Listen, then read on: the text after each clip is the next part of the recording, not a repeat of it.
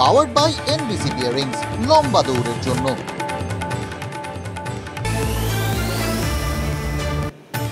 সরকার গঠনের সমর্থনে প্রতিশ্রুতি দিয়ে চাপ বাড়াচ্ছেন নীতিশ নাইডু। স্পিকার পদের দাবিতে অনড় টিডিপি। 8টি গুরুত্বপূর্ণ মন্ত্রকের দাবি নাইডু।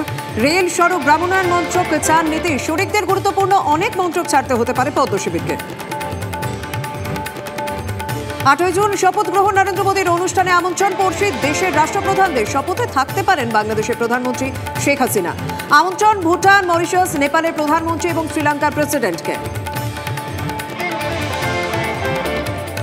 সরকার গঠনের জোর তৎপরতা। পদ্ম শিবিরে শুক্রবার সংসদীয় দলের বৈঠক। বাংলা সহ সব রাজ্যে জয়ী দলীয় প্রার্থীদের দিল্লিতে তলব। আজ সন্ধ্যের মধ্যে রাজধানীতে পৌঁছানোর নির্দেশ বিজেপি নেতৃত্বে।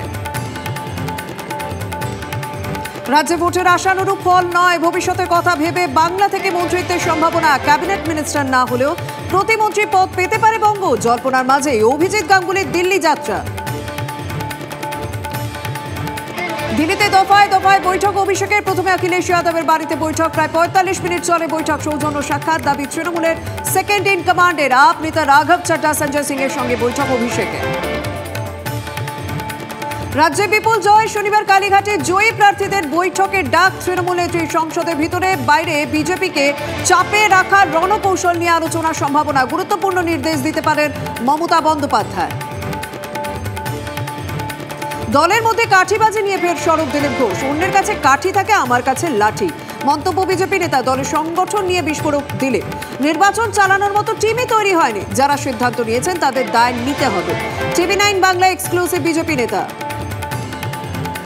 ভোট পরবর্তী হিংসা। রাজ্যের দিকে দিকে কতুলপুর থেকে বাসন্তী, দুর্গাপুর থেকে সোনারপুর। কোথাও বিজেপি কর্মীদের বাড়ি ভাঙচুর, কোথাও বিজেপি দপ্তরের অভিযোগ। হাওড়ার ধুলাগড়ে সিপিএম এর বুথ এজেন্টের বাড়ি ভাঙচুর। জগৎবল্লভপুরে আইএসএফ কর্মীর দোকানে হামলা। আক্রান্ত দলীয় কর্মীদের পাশে দাঁড়াতে উদ্যোগী বঙ্গ বিজেপি। সন্দেশখালী থেকে জয়নগর আক্রান্ত দলীয় কর্মীদের কলকাতায় আশ্রয়। মাহেশ্বরী সদরে ঘর ছাড়াদের সঙ্গে সাক্ষাৎ সুকান্ত। যাবেন হিংসা কবলিত এলাকাগুলিতেও।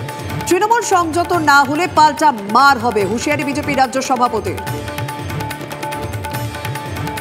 আজ দেশে জার্সি গায়ে শেষবার মাঠে নামবেন ভারত অধিনায়ক সুনীল ছেত্রী। কলকাতায় শুরু তিলোত্তমাতে শেষ আন্তর্জাতিক ম্যাচে মাঠে নামছেন ক্যাপ্টেন। বিশ্বকাপের যোগ্যতা অর্জনকারী ম্যাচে যুব ভারতীতে আজ কুয়েতের মুখোমুখি ব্লু টাইগার্সরা। জিতলেই তৃতীয় রাউন্ডে যাওয়ার হাতছানি।